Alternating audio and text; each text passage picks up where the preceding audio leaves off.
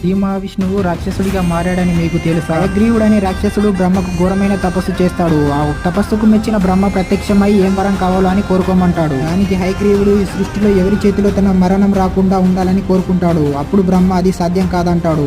మెడ నుంచి గుర్రపు తలతో మానవ శరీరంతో తనలాగే ఉన్న వారి చేతిలో తన మరణం ఉండాలని కోరుకుంటాడు. దానికి బ్రహ్మ తదాస్తు. దానికి హయగ్రీవుడు బ్రహ్మతో పాటు ఇతర దేవతలపై దండెత్తి వేదాలన్నింటినీ అపహరిస్తాడు. దేవదానవ యుద్ధంలో అలసిపోయి సారంగ ధనస్సును తల కింద పెట్టుకుని నిద్రిస్తున్న మహావిష్ణువుని చూసి నిద్ర నుంచి లేపడానికి వింటినారి తెగితే ఆ శబ్దానికి శ్రీ మహావిష్ణువు నిద్రలేస్తాడని భావించిన బ్రహ్మ అంబ్రి అనే పురుగును సృష్టించి వెంటినారి తెంపమని ఆదేశిస్తాడు. ఆ పురుగు వెళ్లి వెంటినారిని తెంపగానే వెంటినారి తెగి వేగంగా వచ్చి శ్రీ మహావిష్ణువు తల తెగి సముద్రంలో పడుతుంది. విషయం తెలిసిన విశ్వకర్మ గుర్రం తలని తీసుకొచ్చి శ్రీ మహావిష్ణువుకు అతికిస్తాడు. హయగ్రీవుడిగా మారిన మహావిష్ణువు అసురుడైన హయగ్రీవుని వధించి వేదాలకు బ్రహ్మను, విద్యకు సరస్వతిని అధిపతులుగా నియమించి శ్రీ మహావిష్ణువు యథారూపంలోకి